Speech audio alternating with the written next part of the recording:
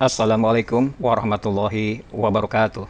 Topik yang akan saya paparkan pada kesempatan kali ini, sesuai dengan permohonan dari panitia, adalah Seismic Reflection Data Processing for Subsurface Structural Interpretation in Oil and Gas. Mengingat keterbatasan waktu serta target peserta yang merupakan pemula dan diharapkan telah mengikuti mata kuliah metode seismik, teori gelombang, dan signal data processing, maka pembahasan akan difokuskan pada pengetahuan dasar yang bersifat umum dan praktis. Sebelum kita memasuki pokok pembahasan, terlebih dahulu izinkan saya memperkenalkan diri. Nama saya Yayat Supriyatna, biasa dipanggil Yayat. By background, saya sebagai geophysicist dengan pengalaman di oil and gas industry lebih dari 28 tahun. Selama bertahun-tahun, saya telah menguasai beragam keterampilan dan kemahiran dalam bidang seismic acquisition, baik sebagai desainer maupun company rep untuk operasi di lapangan, seismic data processing, hands-on, QA/QC dan project management, kemudian mengenai seismic imaging, dan advanced processing untuk QA analysis dan interpretation. Pada tahun 1996, setelah lulus S1 Geophysics dari TB, saya memulai perjalanan karir sebagai geophysicist yang di-hire oleh Arco Indonesia dan merupakan perusahaan multinasional yang bergerak dalam bidang oil and gas. Kemudian pada tahun 2000, BP telah mengambil alih Arco, sehingga semenjak itu saya bekerja untuk BP Indonesia sampai tahun 2020. Saat ini, saya bekerja sebagai independent consultant dengan berbagai klien dari perusahaan nasional maupun multinasional seperti Pertamina EP, Elnusa, POSCO, RH Petrogas, Seleraya, Medco Energy, dan HCML. Saya berharap dengan perkenalan ini akan memberikan konteks yang relevan serta mendorong terciptanya relasi yang berharga. Inilah outline yang akan kita paparkan pada kesempatan ini. Diawali dengan suatu pengantar mengenai peran dan value metode seismik dalam suatu lingkaran kehidupan lapangan oil and gas, beserta aktivitas apa saja yang terlibat pada metode tersebut. Selanjutnya, akan membahas mengenai konsep dasar akuisisi data seismik, terutama hal-hal yang menyangkut jenis beserta peralatannya. Pada bagian ketiga, yang merupakan bagian inti, kita akan mendiskusikan tentang seismic data processing. Kita akan membahas typical basic processing flow, dalam hal ini pre-stack time migration. Kemudian kita akan membahas mengenai karakteristik lapangan, data lapangan, beserta menjelaskan software-software yang digunakan, baik yang berupa open source maupun komersial. Selanjutnya, saya akan memperlihatkan penggunaan secara singkat komersial dari package komersial software Vista dengan demo license yang telah disiapkan oleh panitia. Dan untuk bagian penutup, saya akan mengenalkan mengenai seismic data interpretasi yang digunakan dalam keperluan oil and gas exploration. Baik, mari kita mulai dengan bahasan pendahuluan.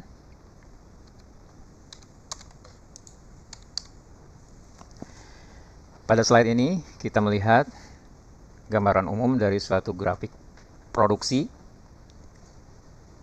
baik minyak maupun gas, dari siklus kehidupan suatu lambang minyak.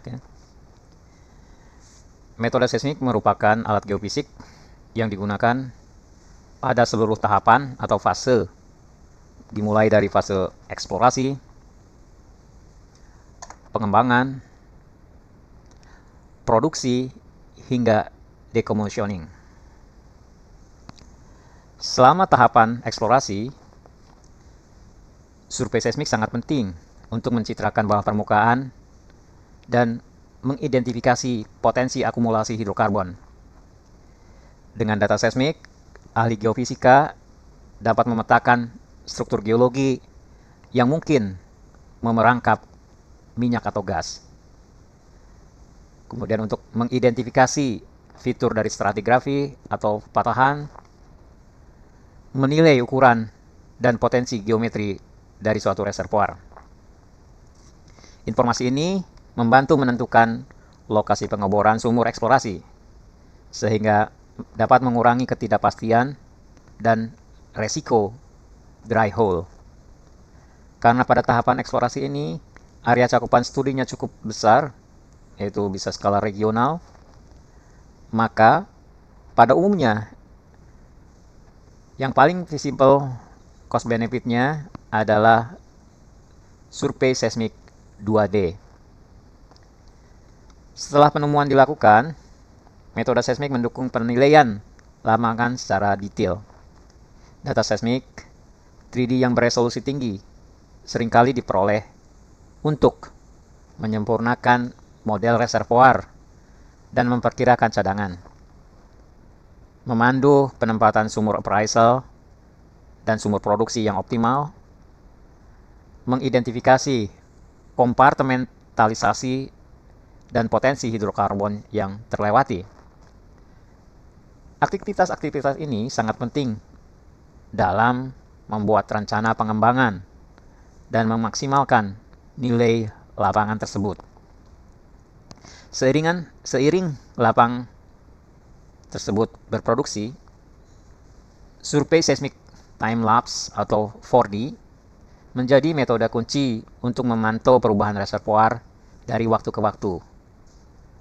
Melalui pencitraan seismik berulang ini dapat melacak pergerakan fluida seperti pergerakan muka air atau gas, mengidentifikasi area reservoir depletion, atau untuk menentukan target potensial pengeboran infill.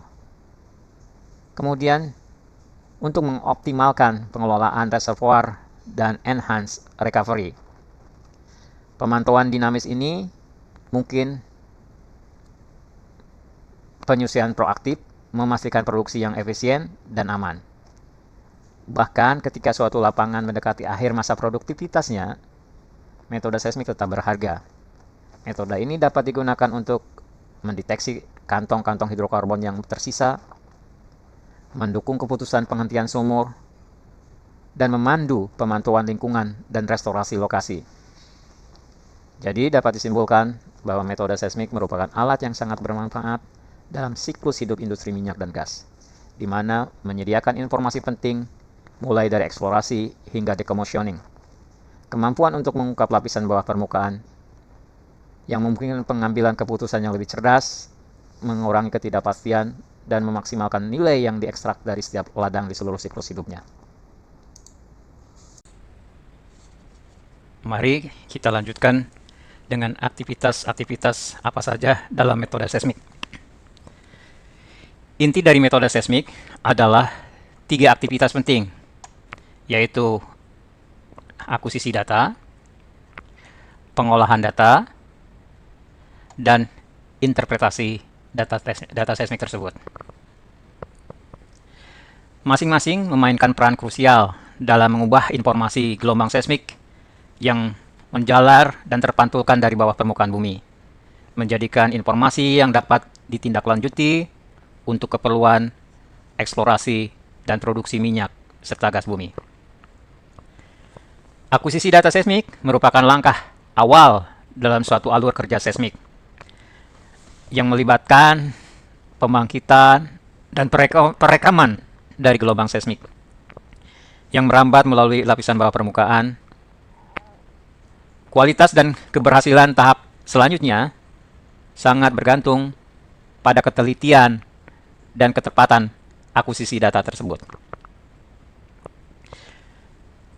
Namun perlu diingat bahwa keberhasilan survei seismik perlu didukung dengan desain survei yang melibatkan perencanaan yang cermat untuk mengoptimalkan lokasi sumber seismik atau source, penempatan penerima atau receivers, memastikan cakupan yang memadai, dan mencapai resolusi target yang diinginkan. Pertimbangan utama dalam desain survei seismik meliputi: pertama, jenis sumber seismik.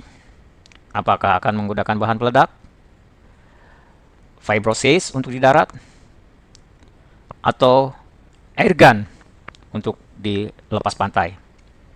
Kemudian kita juga harus menentukan jenis penerimanya. Apakah menggunakan geopon atau hidropon, atau kedua-duanya. Tahap selanjutnya yaitu mempertimbangkan mengenai geometri akuisisi. Apakah untuk didesain mendapatkan wide azimuth geometri atau cukup dengan narrow azimuth. Pertimbangan selanjutnya yaitu mengenai pertimbangan lingkungan dan keselamatan kerja. Jadi, ketika akuisisi harus meminimalkan dampak lingkungan, memastikan keselamatan personel, dan mematuhi semua peraturan perundang-undangan yang berlaku. Dan yang terakhir, tentunya kita juga harus menentukan ya biaya yang diperlukan. Jadi tugas utama dari seismic acquisition design ya adalah menyeimbangkan atau mengoptimisasi antara kebutuhan untuk memenuhi geophysical objectives dengan biaya yang diperlukan. Setelah data seismik terkumpul, tercatat dan disimpan dalam storage, biasanya tape magnetik ya, diperlukan pemrosesan data yang cukup ekstensif untuk mengubah sinyal mentah menjadi citra yang dapat diinterpretasikan oleh ahli geoscience. Pemrosesan ini bertujuan untuk meningkatkan rasio antara sinyal terhadap noise, mengkoreksi distorsi yang disebabkan oleh geometri akuisisi, topografi, dan kondisi bawah permukaan, serta mengkonversi data seismik menjadi citra spasial bawah permukaan yang merepresentasikan fitur bawah permukaan secara akurat. Pemrosesan data merupakan proses iteratif, ya, iteratif dengan umpan balik dari interpreter, ya, untuk mendapatkan atau menyempurnakan parameter yang digunakan dalam pemrosesan data sehingga menghasilkan image bawah permukaan yang optimal.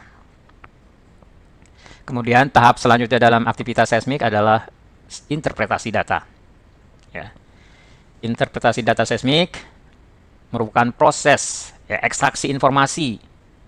Informasi apa yang diekstrak? Yaitu informasi geologi dan geofisika yang bermakna dari data seismik yang telah diolah tadi. Interpretasi mengubah data yang berupa citra bawah permukaan menjadi informasi pemahaman bawah permukaan yang dapat ditindaklanjuti untuk keperluan eksplorasi dan produksi. Ya. Jadi, tujuan interpretasi seismik pertama, mengidentifikasi dan memetakan struktur geologi seperti patahan, lipatan, kubah garam, atau ketidakselarasan. Kedua, menggambarkan fitur stratigrafi dan lingkungan pengendapan, serta memperkirakan sifat-sifat reservoir seperti porositasnya, litologi, jenis fluida, dan besar saturasinya. Kemudian memprediksi keberadaan reservoir dan volume hidrokarbon di dalamnya untuk mendukung keputusan pengeboran, manajemen reservoir, dan perencanaan pengembangan lapangan.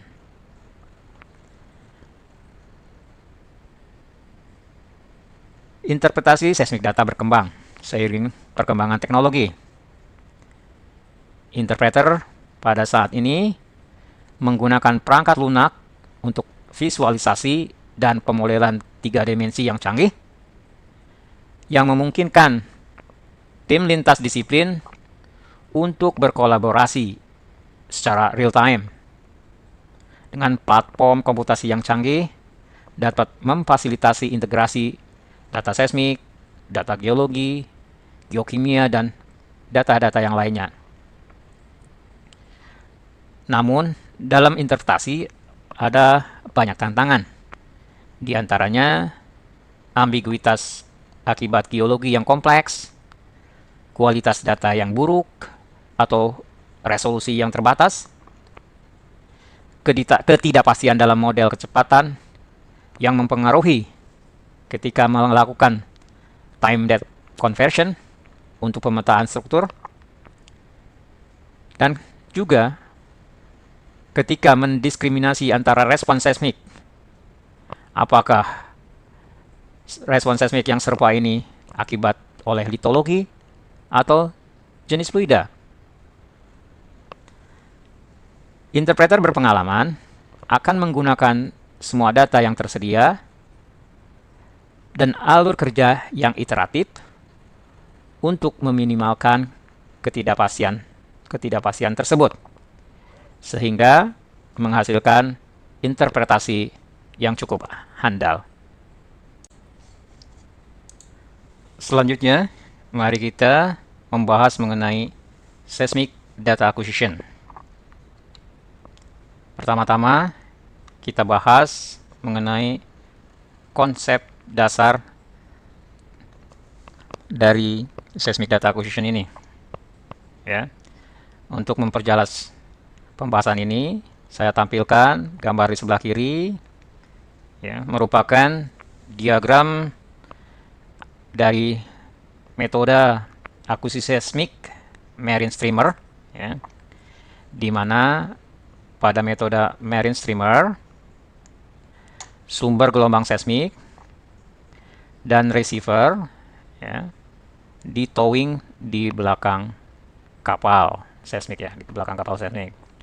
Dalam diagram ini, arah pergerakan kapal menuju ke arah kanan. Nah, kita ilustrasikan model bawah permukaan yang sederhana yang terdiri dari 3 lapisan dan permukaan antar lapisan datar, ya.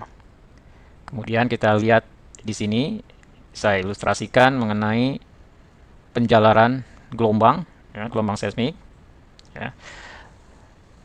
Gelombang seismik ketika merambat ke bawah permukaan, ya, dan menemui bidang batas dari batuan yang berbeda, sebagian energinya akan dipantulkan, ya, dan sebagian lagi akan melanjutkan perjalanannya ke lapisan yang lebih dalam lagi. Dan begitu selanjutnya, ketika menemui bidang batas batuan yang memiliki properties yang berbeda, gelombang tersebut ada yang dipantulkan kembali ke permukaan. Nah, gelombang dalam metode seismik refleksi ini, gelombang-gelombang yang kita inginkan adalah gelombang yang terrefleksikan atau terpantulkan di bawah permukaan. Kemudian, gelombang yang terpantulkan dari bawah permukaan akan direkam pada penerima, pada posisi penerima di sini. Dalam kasus survei marine streamer, gelombang akan diterima oleh receiver yang berupa hidropon yang tersimpan, ya, hidropon ini diletakkan pada kabel streamer. Kemudian sinyal tersebut disalurkan melalui kabel ke dalam kapal untuk disimpan data dan diproses oleh tim geofisika di dalam kapal survei ini. Saat ini, operasi seismik menjadi lebih aman, lebih efisien, dan biayanya cukup terjangkau. Kemudian, metode seismik ini akan tetap merupakan kunci utama dalam kegiatan pencarian atau eksplorasi oil and gas ataupun resources atau sumber daya alam yang lainnya. Berdasarkan jenis akuisisi, kita lihat ya, klasifikasikan berdasarkan tempat di mana survei tersebut dilakukan. Ya, survei dilakukan bisa di darat, ya, yang kita sebut sebagai land seismic acquisition, kemudian di area transisi, ya, area transisi ini dari garis pantai sampai sekitar kedalaman air 4 meter, ya. Kemudian kita juga ada yang dalam akuisisi seismik ini dikenal operasi di shallow water, ya. Biasanya untuk shallow water ini antara kedalaman 4 meter sampai ratusan meter. Kemudian untuk kedalaman air di atas ribuan meter kita namakan deep water operasi, ya. Untuk transisi zone, ya, ada yang dikenal namanya ocean bottom cable, ya. Ocean bottom cable ataupun ocean bottom nodes. Tapi dengan perkembangan teknologi, ocean bottom node ini sudah cukup populer menggantikan sistem ocean bottom cable. Untuk survei di darat, sumber seismik yang digunakan bisa eksplosif, ya, terutama kalau surveinya di dalam area hutan di mana akses jalan sangat sulit untuk akses vibrator, ya. Vibrator digunakan pada area-area terbuka seperti di padang pasir yang dimana akses jalannya sangat mudah. Kemudian untuk tipe receivernya untuk di darat menggunakan geopon, ya. Kemudian di lingkungan marine, lingkungan laut, mulai dari transisi zone, ya, menggunakan sumber energinya berupa air gun, ya, atau ketika di area transisi zone bisa campuran antara air gun dan eksplosif, ya, untuk daerah-daerah yang dangkal yang dimana kapal yang membawa air gun tidak bisa akses, masih menggunakan eksplosif sebagai sumber energinya. Kemudian untuk receivernya di marine, ya, bisa campuran antara tipe geopon dan hidropon, ya. Terutama untuk data OBN, ya, sensornya sudah dilengkapi 4 sensor. Ada sensor hidropon, kemudian 3 sensor geopon, yaitu 1 yang vertikal, 2 yang horizontal ke arah X atau ke arah inline atau ke arah coastline, ya. Di mana, ya, pada operasi OBN ini antara kapal source, ya, kapal sumber, dan kapal receiver terpisah. Sedangkan untuk marine tow streamer, ya, seperti dijelaskan pada slide sebelumnya, receiver, ya, ini streamer, dan source-nya ditowing oleh kapal yang sama, ya. Baik, selanjutnya kita bahas sumber gelombang seismik agak detail, ya. Seperti yang dijelaskan pada slide sebelumnya, untuk sumber gelombang seismik di darat digunakan eksplosif, ya. Karena eksplosif ini mudah ditransport, ya. Kemudian tidak perlu maintenance, ya, seperti sumber gelombang yang lainnya.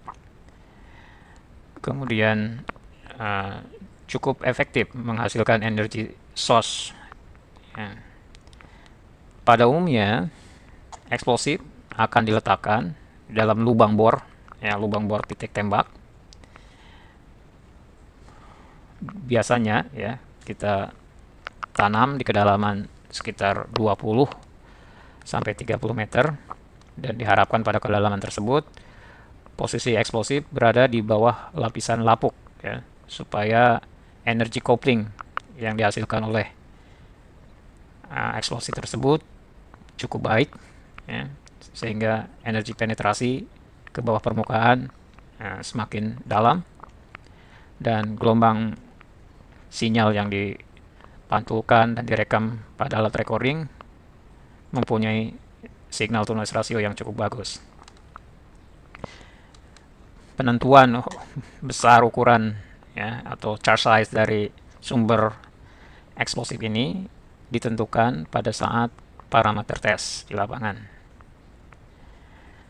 Kemudian untuk seismic source di darat jenis yang lainnya adalah menggunakan vibrator, ya. Untuk daerah-daerah seperti padang pasir atau aksesnya yang mudah, tersedia jalan, gitu. Sumber seismik dengan vibrator ini akan cukup efisien, ya, berbeda dengan eksplosif yang sifatnya impulsif. Untuk vibrator ini seismik energi dipancarkan, ya, ke dalam bawah permukaan ini dalam rentang waktu tertentu atau sweep time tertentu, mulai dari frekuensi rendah sampai frekuensi tinggi. Ya, pada prakteknya biasanya sekitar 15 detik untuk waktu sweep ini. Nah, untuk supaya energi yang dipancarkan cukup efektif dan penetrasi energinya cukup dalam, kadang-kadang pada satu survei untuk satu titik shot point diperlukan beberapa truk vibrator yang dibentuk posisinya sebagai ray, ya, ray source ini.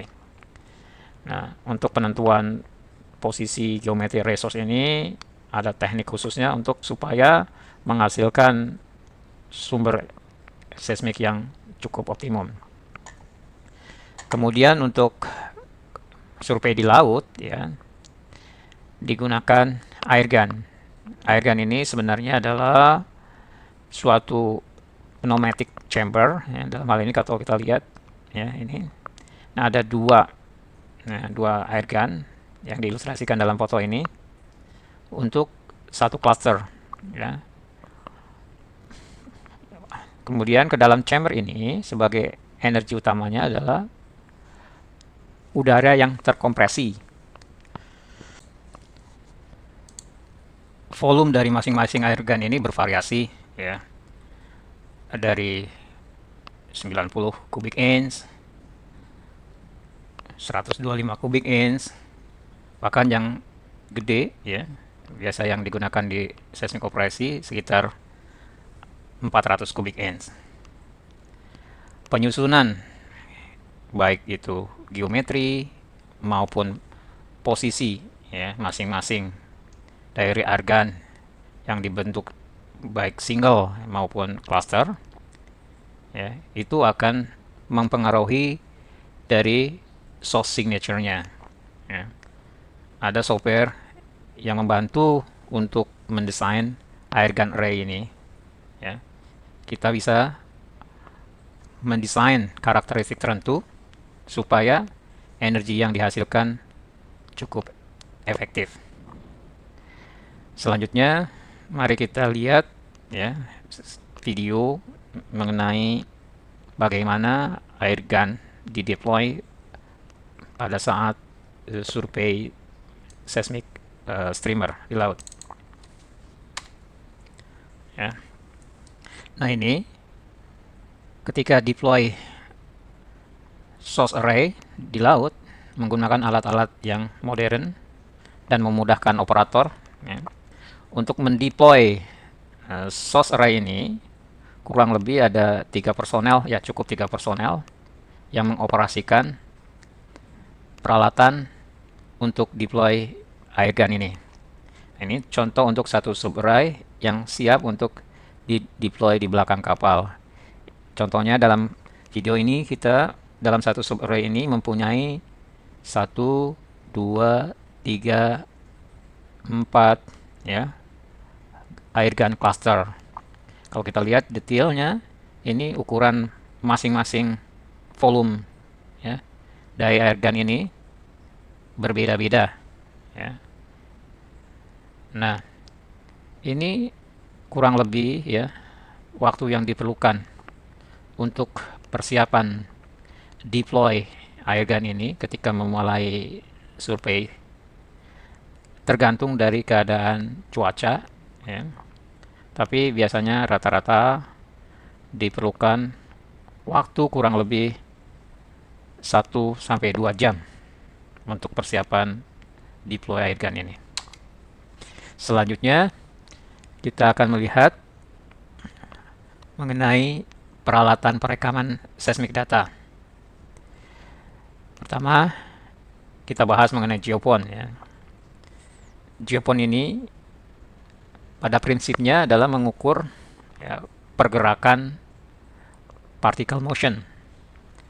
Untuk geopon yang konvensional dibuat ya, intinya ada coil yang bergerak ya di sekitar medan magnet, sehingga pergerakan ini yang diakibat dari pergerakan tanah ya, ground movement, akan membangkitkan arus ya, membangkitkan arus yang dimana arus ini besar kecilnya voltasenya itu berkorelasi dengan cepat lambatnya pergerakan dari tanah yang dekat sensor ini diletakkan.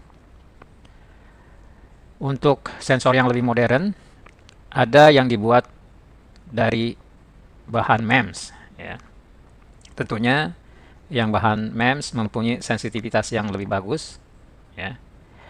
Nah, pada survei konvensional pakai kabel system, untuk masing-masing titik receiver ya, terdiri dari grup geopon ya. Rata-rata satu grup geopon ini atau geopon string ini terdiri dari individual geopon, bisa 12 atau 18 geopon. Tetapi untuk modern sensor pada saat ini telah dikembangkan nodal system ya, seperti contoh dalam foto ini ya. Itu beratnya juga relatif ringan. Salah satu contohnya ini yang sebelah kanan ya.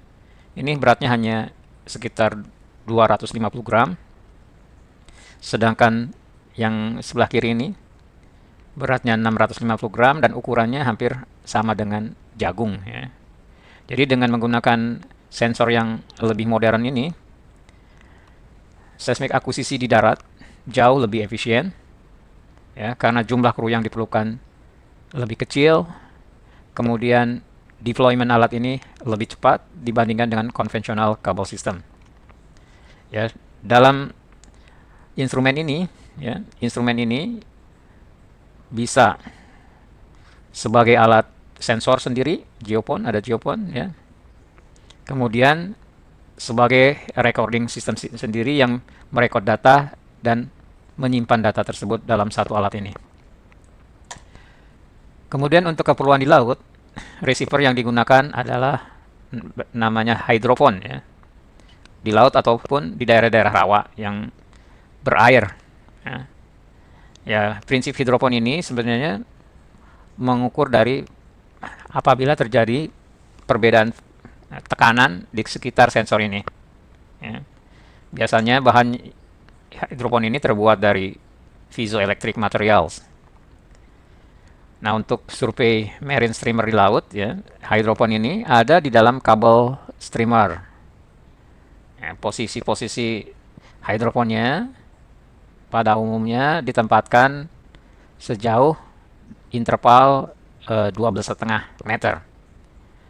Nah, panjang streamer ini bisa beberapa kilometer panjangnya, ya tergantung nanti ketika dibutuhkan dalam survei sesuai parameter yang ditentukan.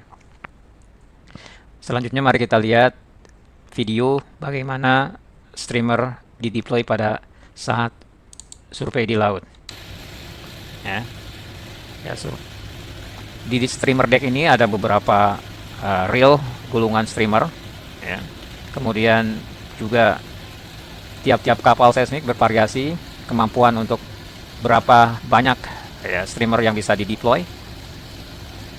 Untuk kapal keperluan narrow azimuth yang mulai dari 4 streamer sampai ada yang bisa mendeploy 18 streamer. Nah, ini baru satu streamer ya yang paling kiri ya dalam hal ini yang sedang dideploy. Jadi pada saat deploy streamer pun ini tidak banyak personel ya karena peralatannya cukup modern, bisa dilakukan hanya oleh 2 orang saja.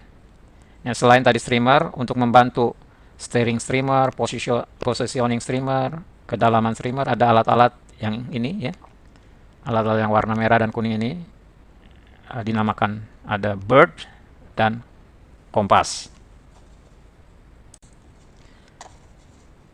Baik, tadi kita sudah membahas secara singkat mengenai basic konsep dari seismic data acquisition.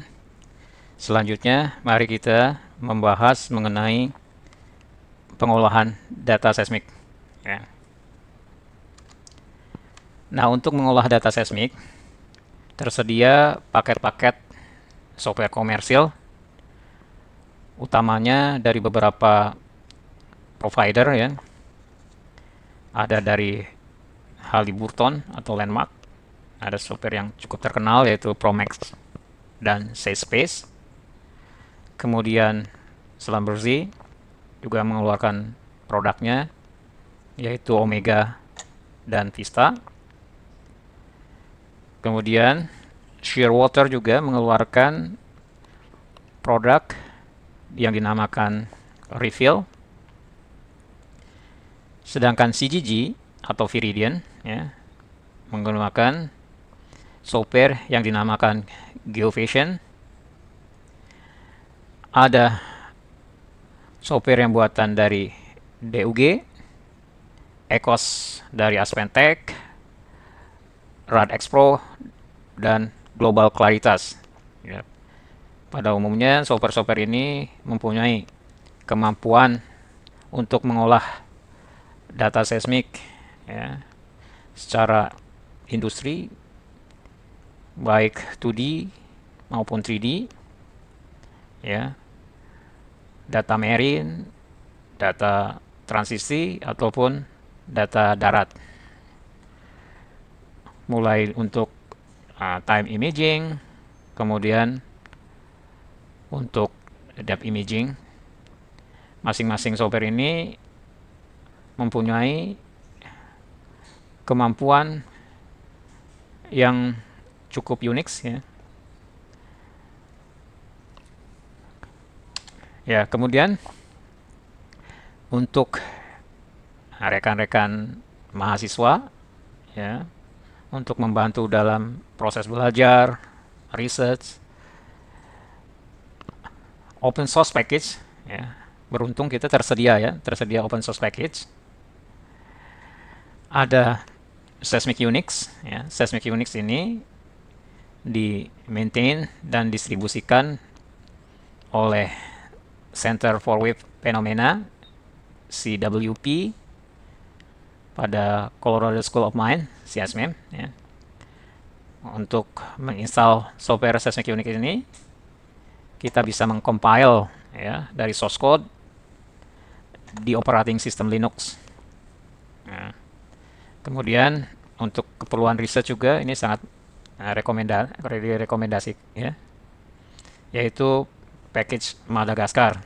Nah, source code-nya ini ada di website yang tertulis di sini. Cara penginstalannya juga tersedia, downloadnya tersedia, sangat mudah ya.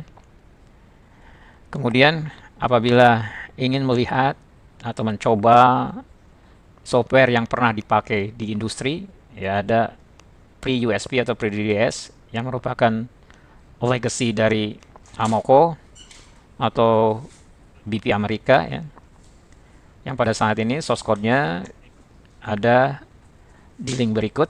Ini masih aktif, masih bisa di-download ya source code-nya.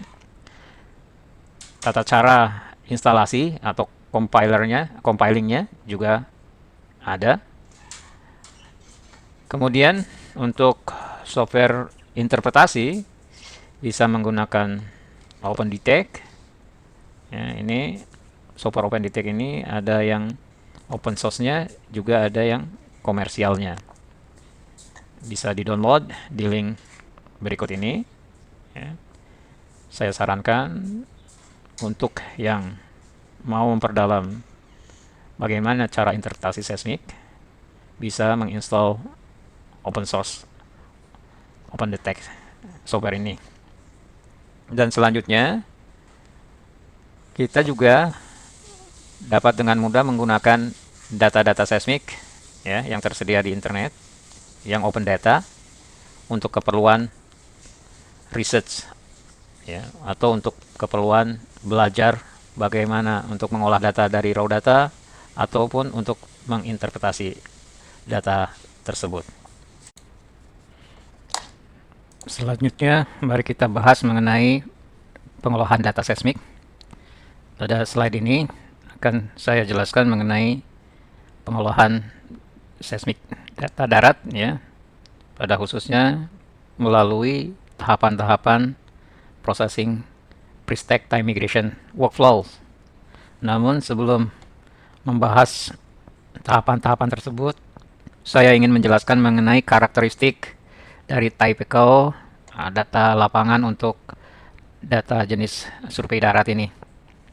Ini gambar sebelah kanan merupakan salah satu contoh dari shot gather ya, dinamakan shot gather karena dari data satu shot point direkam oleh beberapa receiver yang aktif ya pada template tersebut. Terlihat bahwa dalam data ini ya ada beberapa karakteristik yang sifatnya khusus. Seperti untuk data darat ini ada yang dinamakan gelombang ground roll ya. Ground roll ini yang saya tunjukkan dengan pointer ya.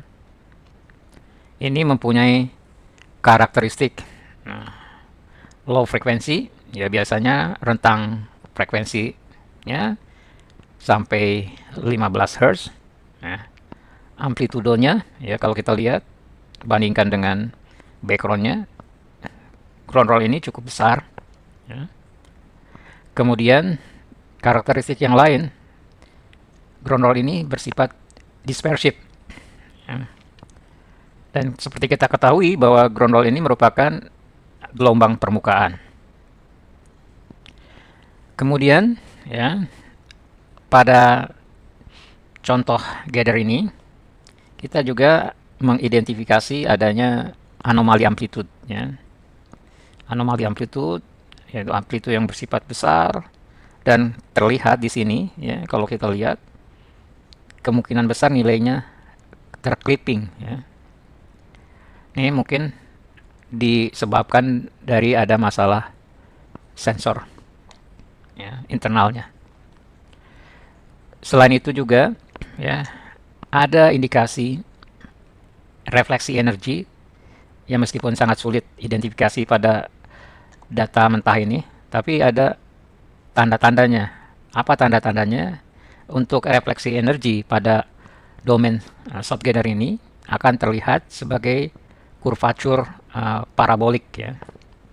Namun kalau kita lihat ya, di daerah near offsetnya, offset kecil ya, kalau kita lihat dari rekaman ini, offset kecil ada di tengah, kemudian membesar ya ke arah kiri kanannya ya. Untuk data 2D biasanya ada ditandai dengan offset positif dan offset negatif ya. Nah, di awal-awal data ini terlihat jelas bahwa energi yang pertama ya, besar terlihat ya. Dinamakan atau dikenal dengan nama first break. Nah, semua data yang terekam sebelum first break ini dikategorikan sebagai ambient noise. Nah, ambient noise itu sumbernya bisa dari berbagai macam ya, baik aktivitas alam maupun aktivitas manusia. Nah, dalam contoh shot record ini terlihat ada ambient noise yang disebabkan oleh aktivitas manusia, ya. Dalam hal ini sumbernya dekat dengan posisi traces atau posisi receiver pada jarak 4 kilo dari sumber. Nah, terlihat kita di sini bahwa yang harusnya energi kalau kita terima dari sumber pembangkit seismik yang kita bangkitkan itu untuk pada posisi yang jauh, amplitudenya harusnya terekam kecil, namun dalam contoh ini ada gangguan dengan amplitude yang cukup besar di posisi receiver yang berjarak jauh dari sumber titik tembak, ya. Nah, selanjutnya processing flow yang digunakan dalam tahapan pengolahan untuk data darat didesain untuk, ya, mengatenuasi semua jenis noise tersebut, ya, yang ada dalam record. Kemudian juga mengenhance signal, ya, signal terutama signal refleksi, ya, untuk keperluan imaging, dan mengkompensasi semua distorsi, baik distorsi pada travel time, ya, maupun distorsi terhadap amplitude. Pertama-tama dalam pengolahan data seismik tentunya ada data reformatting, ya. Untuk standar penyimpanan data dari data lapangan bisa disimpan dalam format SIG standar SECD ataupun SIG standar SEGY. Nah, untuk keperluan pengolahan data tentunya masing-masing software mempunyai format internal. Kemudian tahapan yang paling krusial di awal, ya, untuk pengolahan data ini adalah navigasi merging, karena pada prinsipnya data seismik ini tidak mempunyai atau tidak mengetahui, tidak memiliki informasi posisi, ya. Yang mempunyai informasi posisi adalah dari data navigasi. Untuk penggabungan kedua data, yaitu data seismik dan data navigasi, diperlukan suatu identitas atau variabel yang unik, ya. Untuk data seismik direcord berdasarkan data variabel uniknya, ada yang diistilahkan FFID. Kemudian untuk masing-masing shot point juga tercatat pada data mentah, yaitu shot timingnya, ya. Nah, dari salah satu variabel yang unik ini kita bisa menghubungkan antara data navigasi dengan data seismik. Nanti pada bagian tutorial atau demonstrasi penggunaan software akan dijelaskan bagaimana meng-QC data integritas, ya, antara data seismik dengan data navigasi. Karena tahapan navigasi merging ini sangat krusial. Kalau terjadi kesalahan proses navigasi merging, akan, ya, bisa terjadi kesalahan, ya, geometri. Dengan terjadinya kesalahan geometri ini bisa mengakibatkan image subsurface-nya tidak akan optimum, ataupun mungkin terjadi ada false structure, ya, yang seharusnya tidak ada anti-clean misalnya, tetapi karena ada kesalahan geometri bisa seolah-olah ada anti-clean. Tahapan selanjutnya yaitu trace editing. Trace editing biasanya adalah penghilangan atau trace killing dari beberapa trace yang buruk, ya, dan biasanya trace yang jelek-jelek ini sudah dicatat pada observer report, sehingga pada prakteknya trace editing ini bisa dilakukan secara otomatis berdasarkan informasi dari observer log yang telah dicantumkan oleh observer di lapangan ataupun tim processing di lapangan. Nah, selanjutnya untuk atenuasi dari ambient noise, sebagian besar ambient noise bisa dihilangkan atau dikurangi dengan penerapan low cut filtering ini.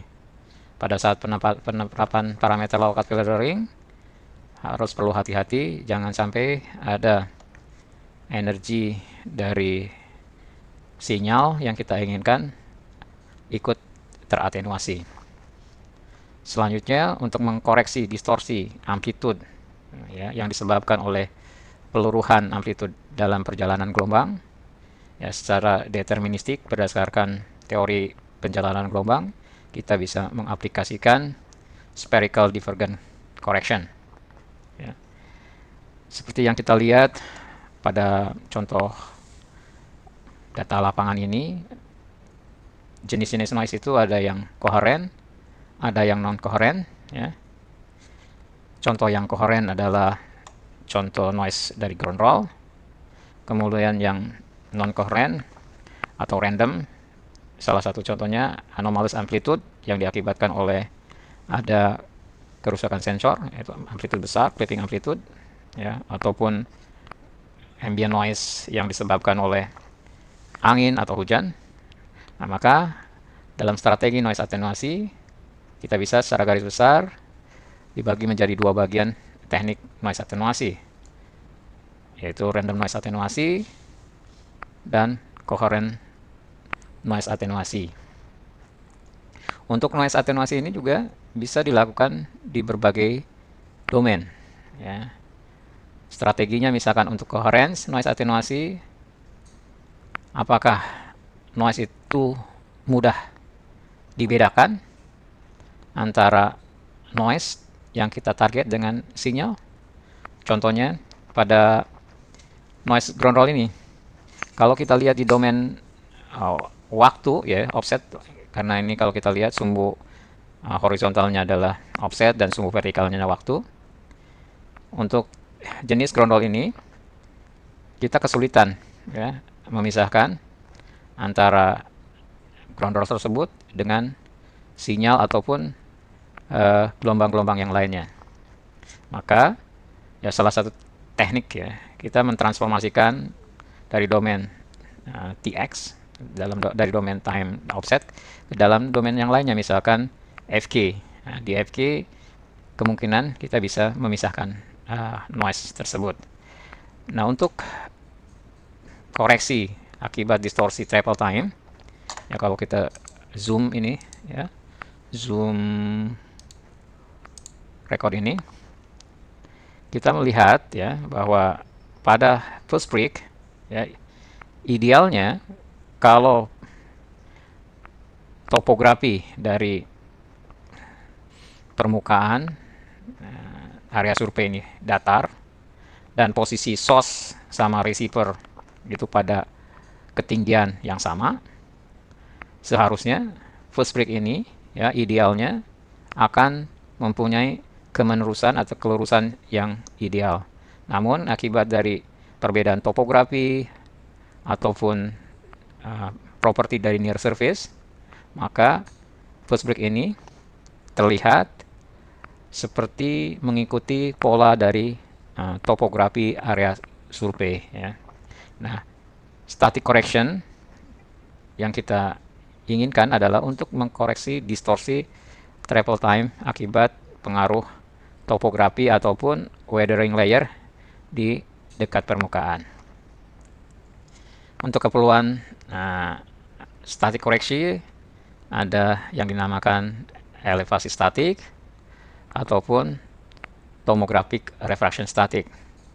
Untuk tomographic refraction static diperlukan data input berupa informasi dari first arrival, ya, atau first break data.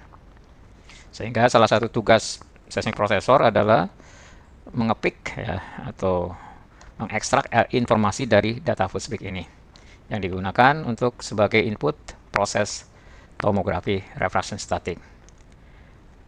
Selain ground roll, coherent noise yang terdapat dalam raw record ini ada juga yang dinamakan linear noise, ya. Sekali lagi kalau kita lihat perbesar di bagian awal-awal data ini, Nih, terutama yang di sebelah kanan, ada beberapa event yang linear, ya.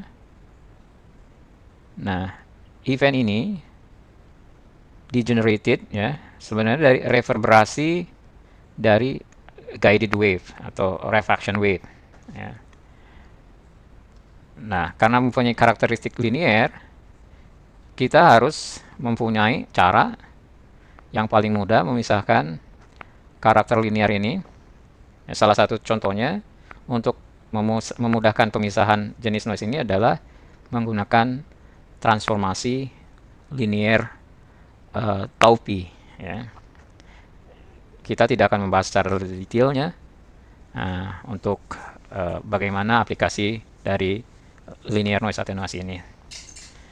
Kemudian untuk mengkoreksi distorsi akibat perjalanan gelombang, ya, karena properti lapisan di dekat permukaan ini tidak homogen, terutama di darat, ya, sehingga coupling receiver terhadap tanah, ya, coupling source terhadap lapisan batuan tidak semuanya bagus atau ideal, maka akan menyebabkan perbedaan respon yang berbeda-beda yang diakibatkan bukan dari respon energi pantulan dari bawah permukaan, melainkan disebabkan oleh perbedaan coupling untuk lokal posisi receiver ataupun posisi shotwind. Sehingga untuk mengkoreksi distorsi tersebut ada yang dinamakan proses surface consistent amplitude correction, ya. Prosesnya juga bisa iteratif, bisa 2 pas atau 3 pas, ya, tergantung kondisi datanya. Nah, selanjutnya salah satu informasi yang penting untuk mendapatkan image bawah permukaan dari data lapangan adalah informasi velocity. Ya, dalam tahapan-tahapan processing konvensional velocity analysis, nanti kita lihat pada tahapan tutorial, ya, untuk detailnya, juga dilakukan di beberapa iteratif prosesnya, ya. Bisa 2 kali, 3 kali tergantung kebutuhan. Oleh karena dalam tahapan preset time migration ini pada umumnya masih menggunakan metode migrasi berdasarkan, ya, ray-based method, salah satunya Kirchhoff, di mana data inputnya asumsinya memerlukan data yang reguler, sedangkan pada kenyataannya ketika melakukan seismic data akuisisi tidak bisa dilakukan secara ideal karena ada obstacle, ya. Makanya geometri yang didapatkan pada aktualnya tidak reguler. Dan untuk membuat data sesuai dengan keperluan untuk migrasi dengan asumsi reguler, maka kita memerlukan proses interpolasi atau regularisasi. Pada saat ini metode interpolasi cukup robust, ya, bahkan sudah digunakan sebagai standarnya. 5D interpolation juga sudah diaplikasikan sebagai standar teknik interpolasi, sehingga pada tahapan preset time migration ini, di mana migrasi ini bertujuan untuk memposisikan reflektor pada posisi yang sebenarnya,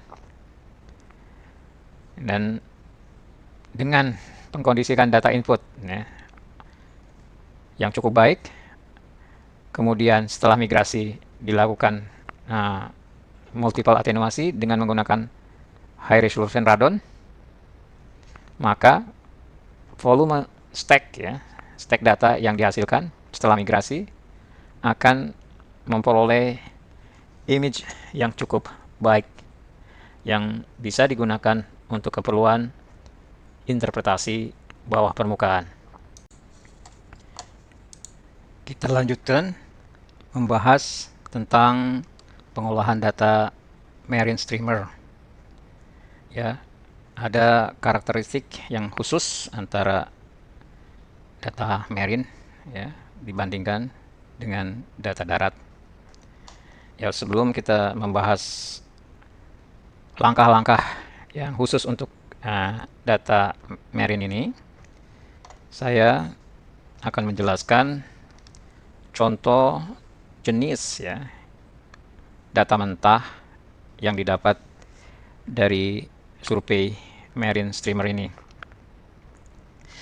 Gambar sebelah kanan ini ya merupakan contoh data marine streamer di mana ya cukup berbeda apabila kita bandingkan dengan data darat pada slide sebelumnya, di mana dari sisi geometri pun berbeda ya, acquisition geometri untuk darat dan marine. Kemudian dari data geometri marine ini kita lihat bahwa ya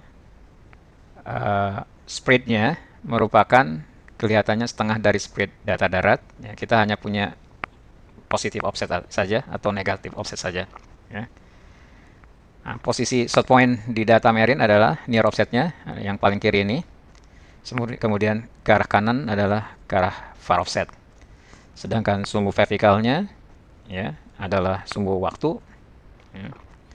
Nah, ciri khas ya yang berbeda dengan data darat pada data marine streamer ini, kita tidak melihat, ya, tidak bisa mengidentifikasi adanya ground roll, ya, jenis noise ground roll pada data marine. Ya. Kemudian ada noise yang khusus yang tidak kita lihat di data darat, yaitu swell noise. Memang noise ini diakibatkan oleh gelombang air laut, ya, di mana mempunyai karakter random, high amplitude, low frequency noise. Ya. Secara umum, ya kalau kita lihat data mentah ini, refleksi energi ya dari subsurface kelihatan lebih jelas ya daripada data darat, mudah diidentifikasi. Namun data marine ini juga kita kadang-kadang susah membedakan mana energi refleksi primary, ya, mana energi multiple-nya.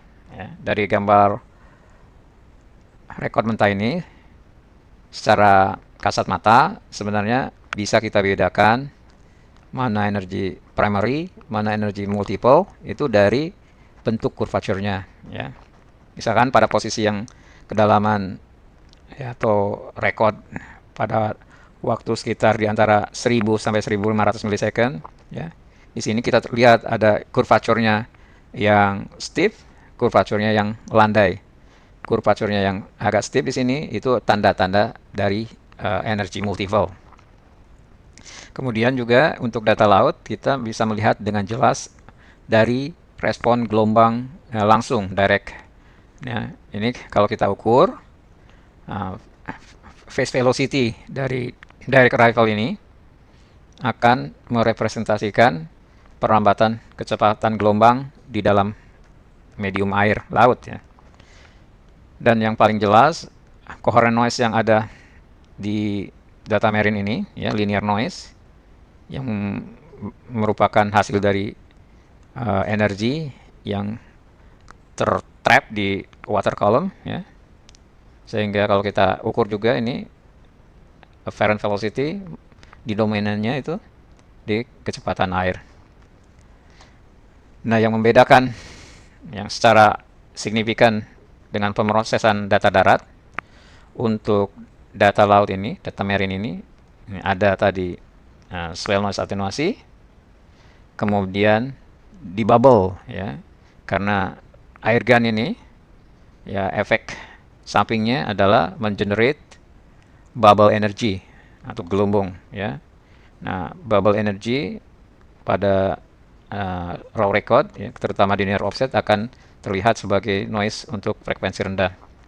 Nah, untuk proses debubbling ini bisa secara deterministik atau dilakukan secara statistical juga.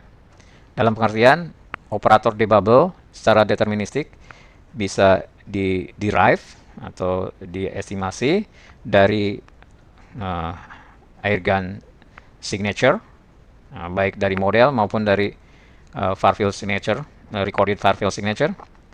Kemudian secara statistik juga bisa dilakukan dengan estimasi dari data sendiri, data driven ya. Kemudian untuk mengkompensasi distorsi amplitude bukan disebabkan oleh respon geologi tapi disebabkan oleh respon alat, maka untuk data marine ini diperlukan juga pengkoreksian channel amplitude scaling, di mana proses ini pun merupakan data driven untuk mengestimasi scalar yang diperlukan untuk mengkompensasi amplitude ya. Nah, proses yang pada saat ini sering digunakan untuk mendapatkan data hasil yang lebih broadband ya, meskipun pada tahap akuisisinya tidak menggunakan teknologi broadband ya. Dalam processing ada teknik untuk mendapatkan data yang lebih broadband, yaitu dengan melakukan joint source receiver deghosting ya, ini cara deghosting secara matematis dalam processing ya.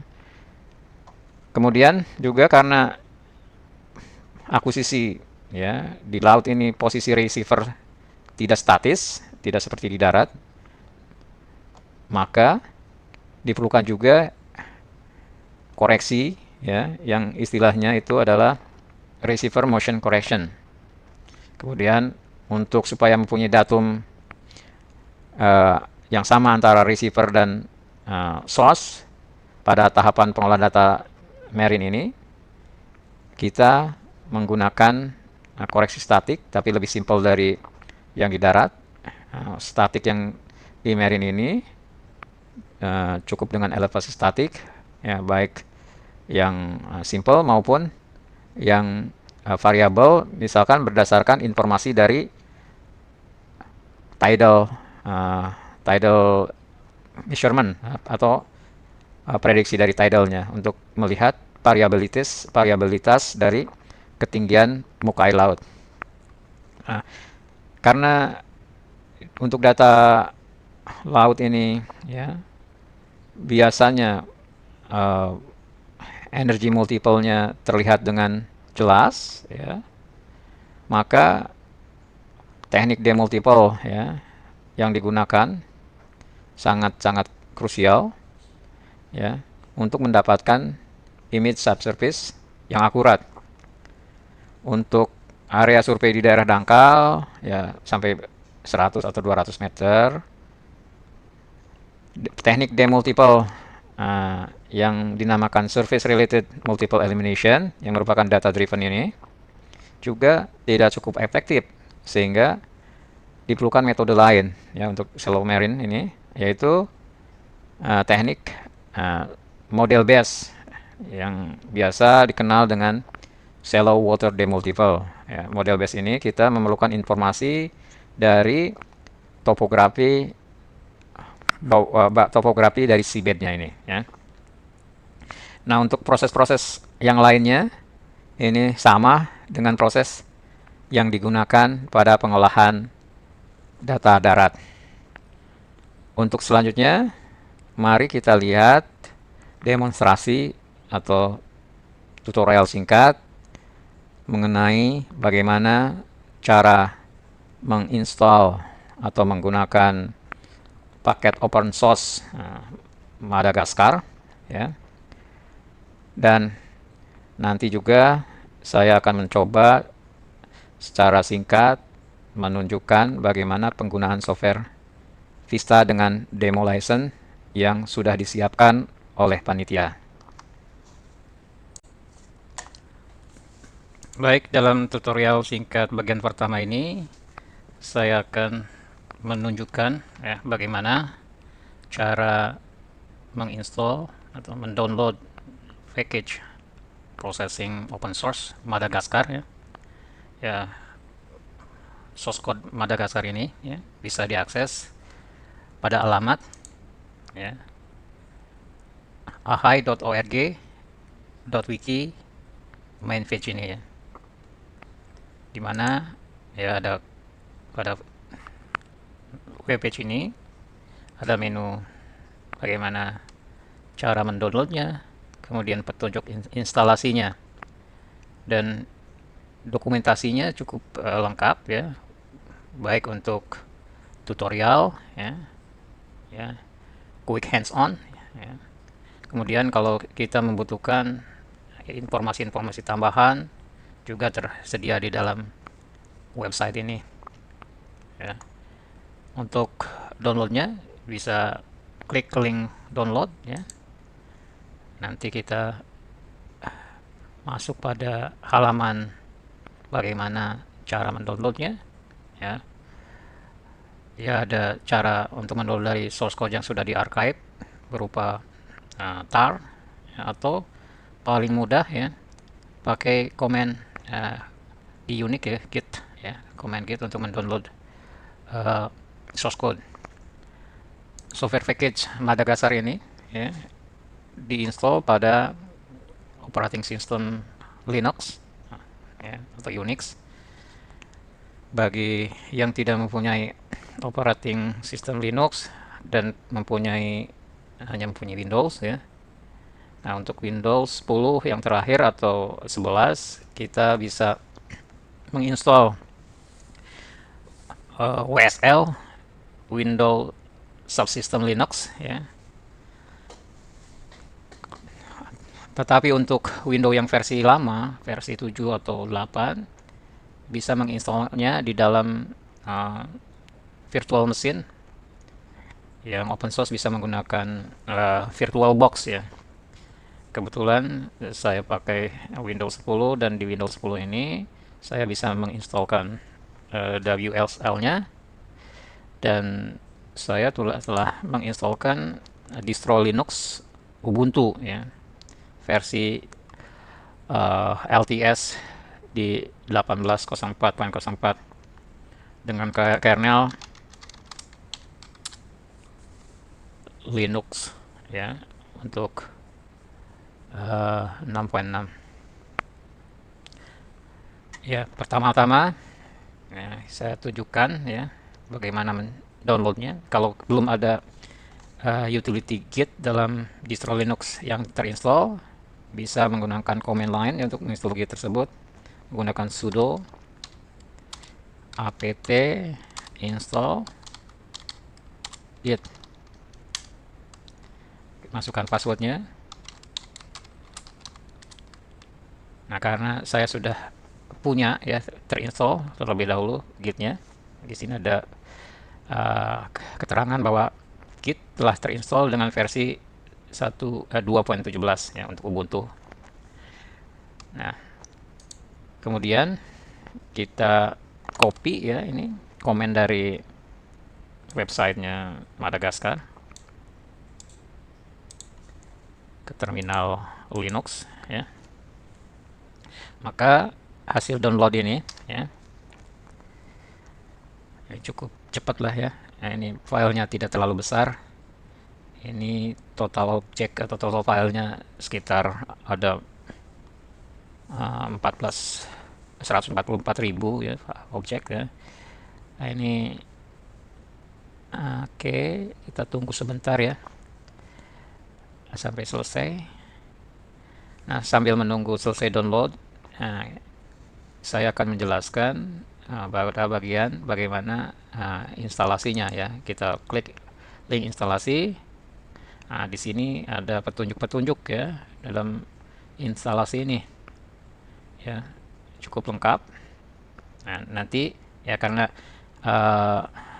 package ini ya Madagascar ini memerlukan library ya, terutama untuk display X window-nya, maka kita memerlukan library tambahan ya. Di sini untuk distro Ubuntu 18.004 ya ada beberapa library yang kita perlukan ya. Namun sebelum menginstall library, kita juga harus mempunyai compiler ya. Compiler, jadi kita pakai GNU compiler ya. Kalau yang punya saya sudah terinstall ya. Kalau kita cek ya GNU compilernya. Nah, saya punya GNU compiler GCC-nya 7.5 ya. Nah, kalau yang belum punya compiler pada distro Ubuntu ini, mudah saja menginstalnya. Ketik command line sudo apt install ya build essential, enter. Nah, sorry, build essential. Nah, kita cek dulu apt catch search build. Nah, search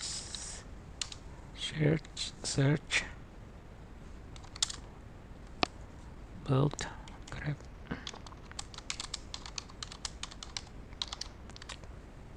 build essential. Mana ini? Build ya, maaf ya, build di sini.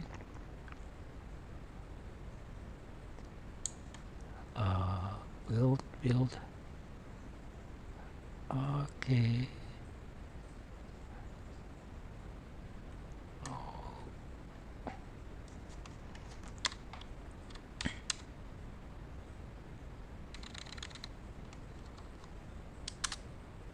Nah, ya, ini karena saya sudah menginstall dengan ya compiler yang diperlukan, sudah terinstall, maka tidak menginstalkan yang baru. Dan selain GCC, kita juga perlu compiler Fortran. Nah, kita pakai juga GNU Fortran dalam hal ini gfortran ya, sudo apt install gfortran.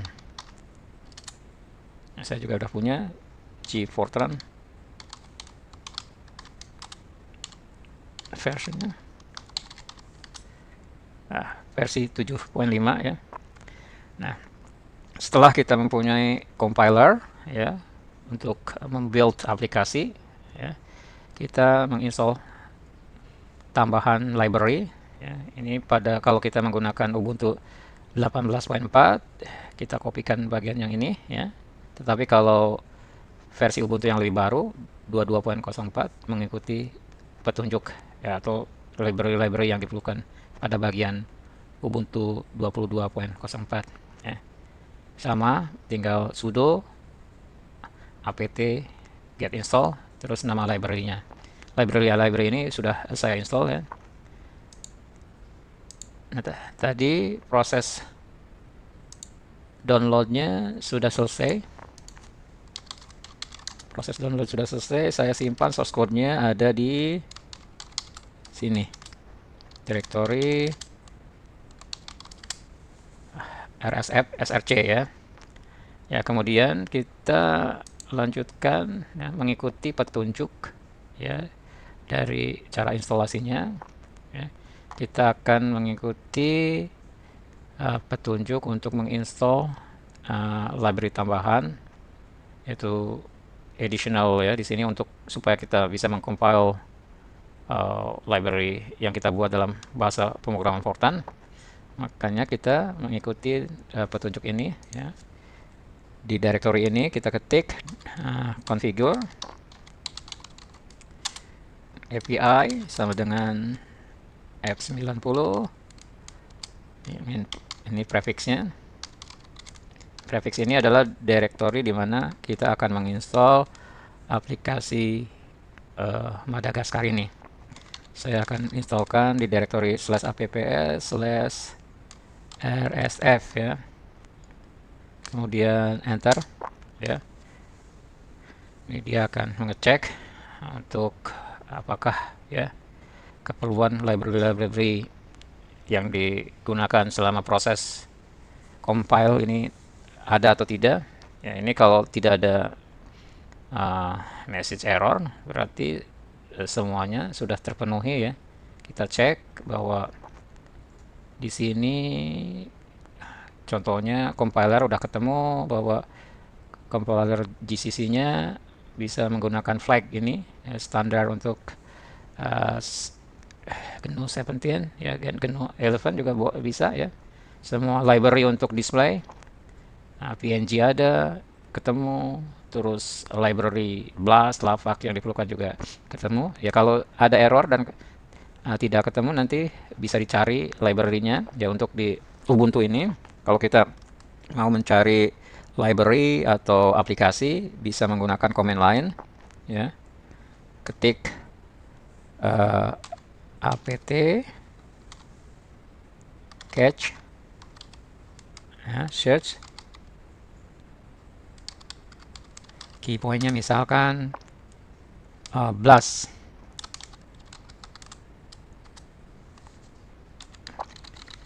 search.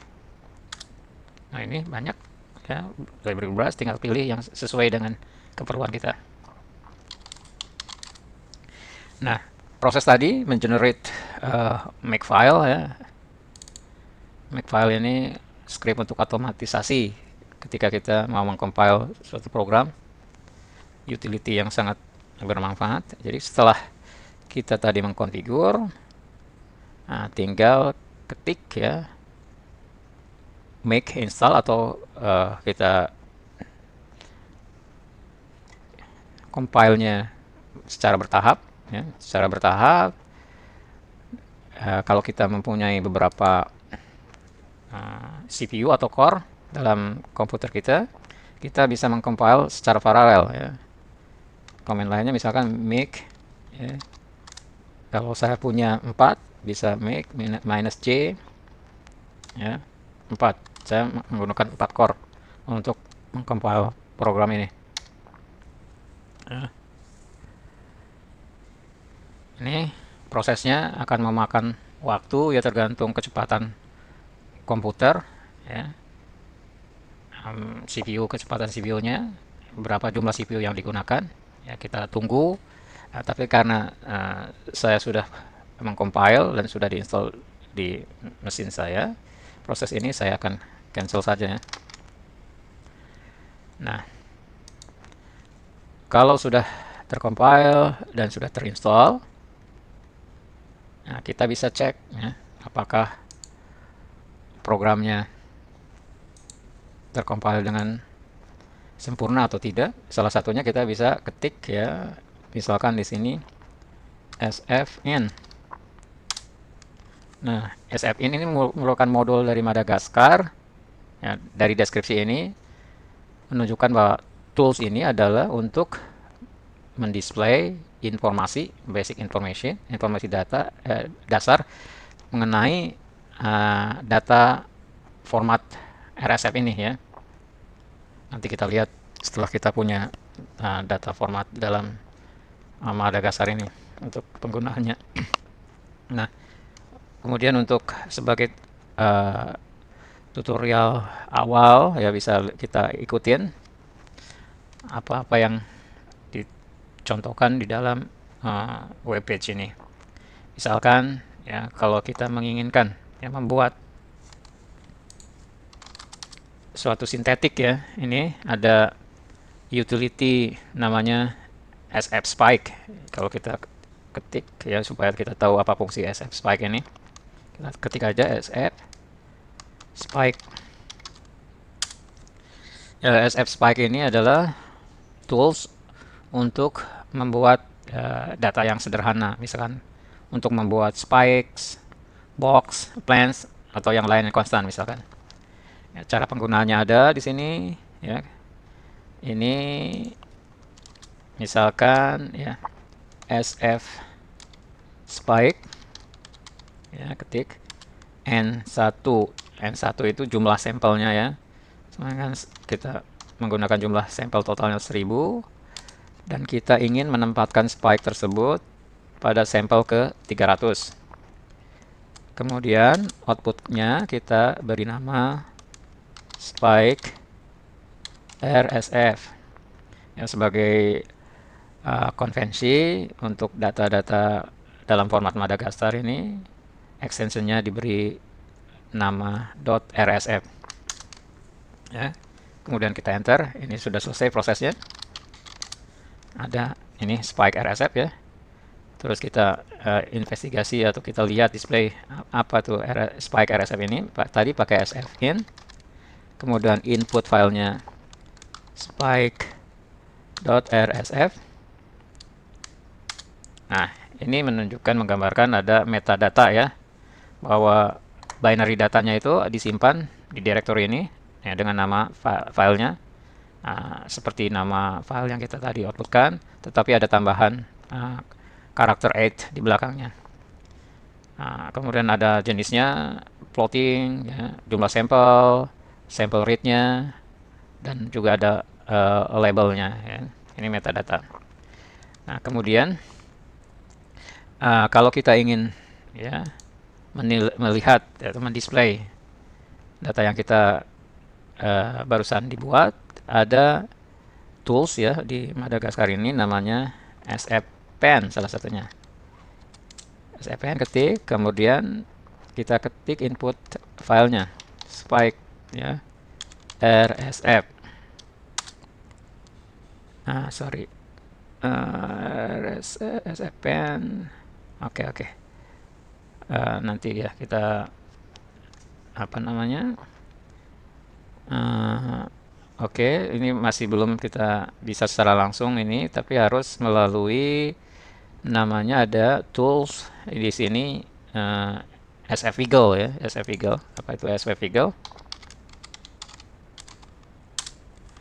Ya, SF Eagle adalah cara mendisplay seismic data dalam ya, tampilan Wiggle Traces.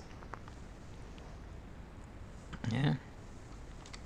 Mungkin kalau supaya apa namanya lebih menarik display data tadi yang kita buat, kita pakai komen, kita filter dulu datanya ya, set then ya, pass ya, inputnya spike. Nah, kemudian parameternya itu untuk filternya ya, F sama dengan 2. Phase-nya kita kasih parameter yes. Kemudian dilanjutkan proses ya. Karakter pipe ini artinya proses yang sebelumnya dilanjutkan dengan tahap processing flow berikutnya. Misalkan dalam hal ini kita outputnya akan direct atau ditujukan, dilanjutkan dengan tools SF Wiggle ya, SF Wiggle dengan parameter clipnya sama dengan 0,02 dan kita kasih label ya, kasih label misalkan welcome to Madagaskar. Lanjutkan display. Oke ya, ini hasilnya ya. Kita membuat suatu weblet ya. Untuk display ini ada beberapa menu di atasnya ya. Misalkan supaya grafik ini memenuhi area dari window display ini, ada menu stretch di sini. Kalau kita klik stretch-nya, gambarnya ya memenuhi seluruh halaman ya. Ini hanya untuk tampilan supaya lebih bagus. Keluar dari window tampilan ini menggunakan menu quit ya, quit. Nah, itu contoh singkat dari penggunaan Madagaskar. Nah, kelebihan dari Madagaskar ini ya, tadi kita bisa menuliskannya langkah-langkah tiap tools ya, ataupun bisa dalam satu komen berbagai tool digabungkan ya. Di Madagascar package ini untuk memudahkan memanage dan menyimpan processing flow ya yang kita buat, kita bisa membuat suatu script ya yang bisa dijalankan dengan utility scons ya. Nah, file tersebut ya harus ya, dengan konvensi namanya sconstruct ya. Dalam contoh ini saya akan memperlihatkan bagaimana kita membuat suatu script ya untuk keperluan mengenerate synthetic suatu CDP gather atau sort gather ya, di mana model subsurface-nya sangat sederhana, layer cake ya. Coba kita lihat scriptnya di sini. Nah, saya menggunakan editor Vim ya, bisa menggunakan editor apa saja di dalam sistem Unix ini. Nah, di baris pertama ya, ini script ini seperti komen-komen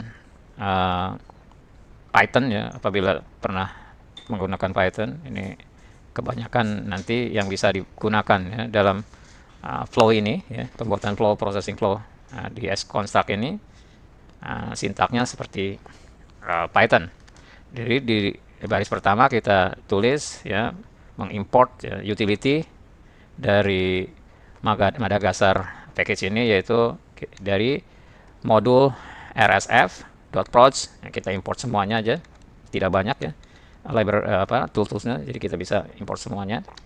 Kemudian untuk membuat sintetik ya, seperti tadi saya menggunakan tools yang namanya Spike. Kalau di script ini kita tidak perlu menuliskan modul secara lengkap ya, tidak memerlukan modul secara lengkap.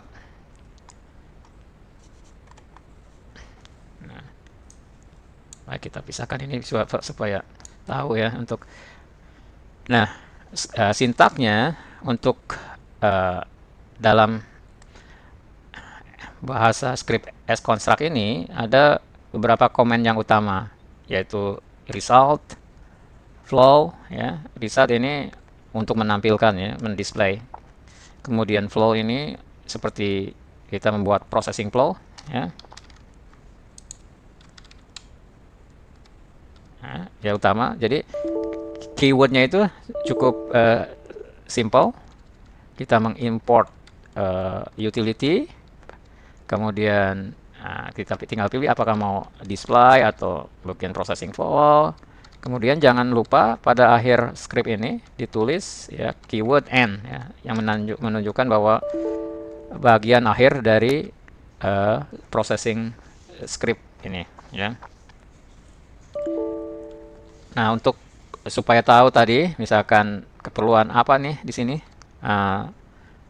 modul Spike ini ya, kita bisa cek ya pakai sub document, ketik aja nama modulnya sf, misalkan ini noise, kita ingin tahu sf noise ini model untuk apa ya. SF noise ini adalah untuk menambah random noise ya.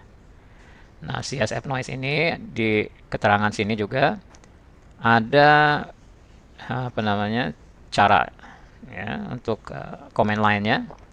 SF noise, kemudian inputnya, kemudian outputnya apa, parameternya. Nah, parameternya ada seed ya. Di sini kita lihat parameter, ada min, yang berapa min noise tersebut ya, defaultnya adalah 0.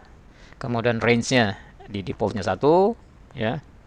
Apakah kita akan mereplace data atau tidak? Kalau yes, itu akan mereplace ya, data pada sampel-sampel tersebut ya. Nah, untuk distribusinya itu bisa distribusi normal atau uniform, tergantung pilihan apakah yes atau no ya. Defaultnya yes, artinya distribusi normal. Nah, untuk contoh penerapan random noise ini bisa dilihat ya di dalam instalasi atau source code Madagascar ini. Ada contoh-contoh yang banyak ya. Jadi untuk pembelajaran kita melihat apa yang orang kerjakan itu ada dokumentasinya. Salah satunya ini untuk penggunaan SF noise itu ada di directory ini ya, bay/ft1/autocore. Nah, kalau kita nanti ke directory ini, kita akan melihat cara penggunaan SF noise tersebut di situ. Nah, ini saya berikan juga keterangan ya di sini supaya suatu saat ya, apabila kita lupa gitu apa yang dikerjakan dalam script ini, nah, kita menggunakan komen ya, menambah keterangan. Cara menambahkan keterangan itu menggunakan tanda var sebelumnya supaya dianggap ya ini sebagai komen. Baik, kita cek saja ini script ini apa yang dihasilkannya ya. Nah, cara menjalankannya tinggal ketik sconst, enter ya. Ini karena saya sudah pernah menjalankannya, prosesnya sangat cepat ya, karena sconst ini dia akan mengeksekusi suatu script di mana kalau ada perubahan terhadap script itu ya, kalau tidak ada perubahan atau pembuatan data baru atau processing flow yang baru, dia tidak akan merun ulang, jadi efisien. Contohnya sini bahwa proses pembuatan sintetik tadi sudah up to date ya. Nah, untuk melihat hasilnya, kalau kita sudah merun script ini, tinggal ketik sconst kemudian view ya. Nah, ini kita mendapatkan hasil untuk spike-nya ya, reflectivity modelnya, kemudian reflectivity kita bandpass ya, supaya kita seolah-olah mempunyai hasil konvolusi reflectivity dengan wavelet ya. Dalam hal ini kita namakan traces ya. Nah, setelah mendapatkan satu traces ini, supaya seolah-olah kita membuat suatu CMP gather atau CDP gather atau SWOT gather, kita buat beberapa trace, dan untuk ngecek ya berapa amplitude spektrumnya ya, kita bisa menggunakan tadi ada komen lainnya namanya SF spectrum. Maaf ya, SF spectrum, SF, nanti kita cek ya, di sini ada spektrum ya. Nah, ini adalah sintetik CMP gather-nya yang tadi kita buat dari satu trace, kemudian kita generate seolah-olah dari situ dengan proses kita anggap sebagai multi traces menggunakan kemudian ekstrapolasi NMO dan NMO dengan velocity tertentu, maka didapatkan sintetik CMP gather. Nah, kalau gather tersebut kita filter low pass ya, dapat gambaran seperti ini ya, sangat ideal ya CMP gather-nya. Nah, itu salah satu contoh ya, sangat simpel, mudah ya, dan efisien. Untuk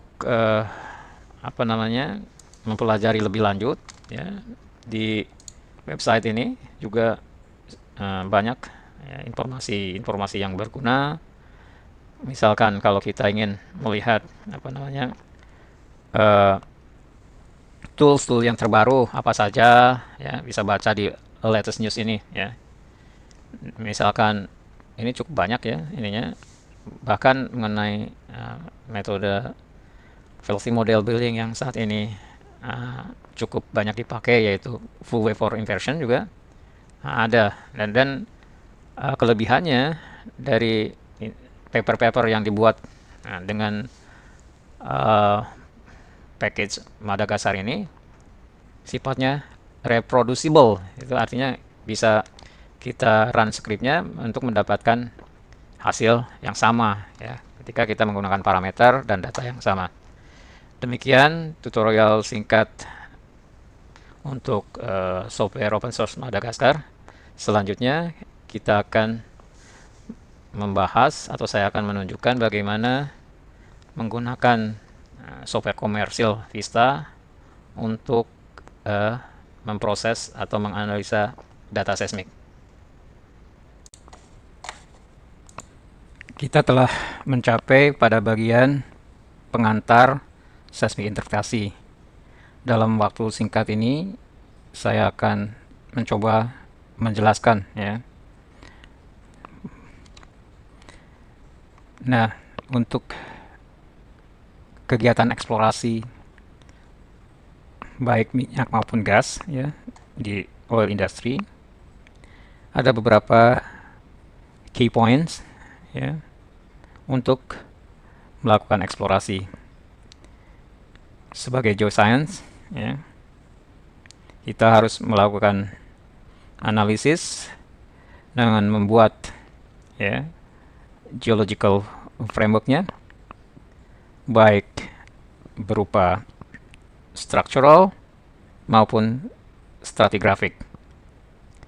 Kemudian mengidentifikasi beberapa prospect elements seperti source ya, apakah ada hydrocarbon source di area study interest yang kita dalami. Kemudian apakah ada migrasi hidrokarbon ke area of interest, apakah reservoirnya ada, kemudian terjadi jebakan ya, dalam pengertian hidrokarbon itu terjebak ya, dalam reservoir, yang mana proses jebakan ini memerlukan apakah cukup seal ya, untuk menjebak hidrokarbon tersebut, di mana hasil identifikasi proses elemen ini harus menunjukkan semua elemennya favorable gitu. Ya, kemungkinan besar ya elemen-elemennya ini semuanya ada, sehingga setelah mengidentifikasi prospek elemen tersebut kita bisa mengakses ya prospek-prospek yang potensialnya tinggi. Dari analisis ini kita bisa ekstrak informasi atau merangkum apakah kita mengharapkan ya, hasil eksplorasi ini berupa minyak atau berupa lapangan gas. Seberapa yakin kita akan mendapatkan hidrokarbon tersebut. Dan yang tidak kalah pentingnya tentunya keekonomiannya ya, analisis keekonomiannya. Nilai dari prospek tersebut ya.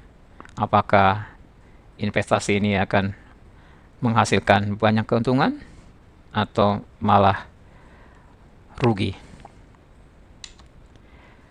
Untuk ya sebagai gambaran penggunaan data seismik dalam struktural analisis, saya ambilkan contoh dari slide yang dipresentasikan ya oleh Dr. Fred Schroeder, di mana beliau merupakan pensiunan dari ExxonMobil, yang menjelaskan atau memberikan kuliah mengenai metode seismic interpretation yang cukup bagus sebagai referensi yang bisa diakses dalam YouTube ya. Ini ada linknya di sini. Saya sarankan bagi yang tertarik untuk memperdalam ya pengetahuan dalam seismic interpretasi, bisa lebih detail melihat paparan Dr. Fred Schroeder dalam video di link YouTube ini. Tapi saya akan mencoba secara singkat ya untuk implementasi seismic data interpretasi. Ya, untuk keperluan seismic data interpretasi ini sebenarnya ya kita harus memiliki pengetahuan geologi ya, karena pada prinsipnya interpretasi ini mencoba melihat karakter atau pattern matching apa yang terjadi ya dalam real world-nya, dunia nyata, karakter-karakter geologi yang tergambarkan dalam data seismik.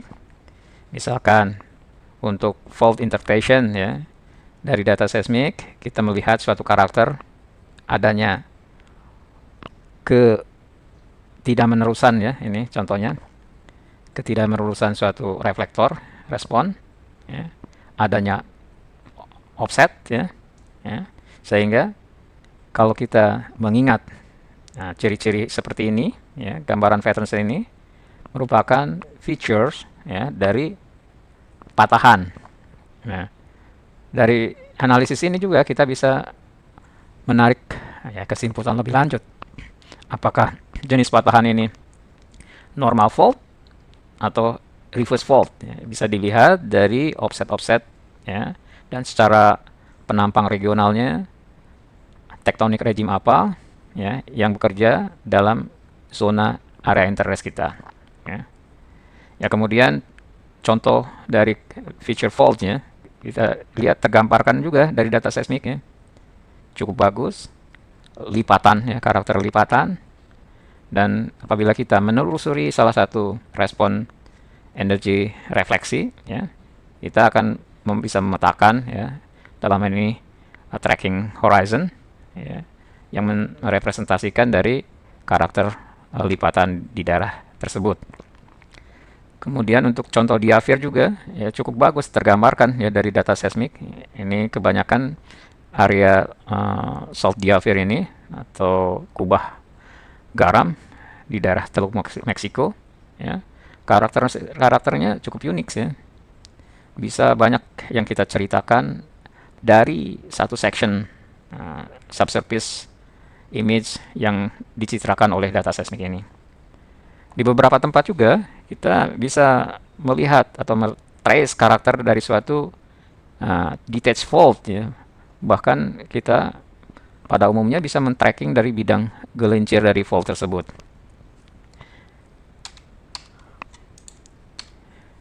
Ini sebagai summary atau rangkuman dari apa-apa yang sudah kita paparkan sejauh ini ya. Kita dapat simpulkan bahwa metode seismik sangat diperlukan di seluruh siklus hidup dari suatu ladang minyak atau gas ya. Mulai dari eksplorasi sampai decommissioning. Proses ini dimulai dengan akuisisi data seismik yang cermat, diikuti dengan pemrosesan data dengan teknologi canggih untuk menghasilkan citra bawah permukaan yang berkualitas tinggi.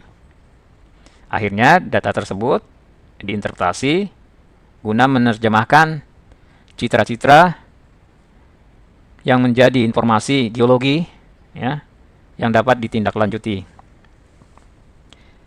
Kemudian sinergi dari aktivitas tersebut yaitu akuisisi, pemrosesan, dan interpretasi memungkinkan perusahaan untuk membuat keputusan yang tepat, mengurangi risiko, memaksimalkan pemulihan hidrokarbon ya, atau memproduksikan hidrokarbon, dan memastikan operasi lapangan yang aman dan efisien.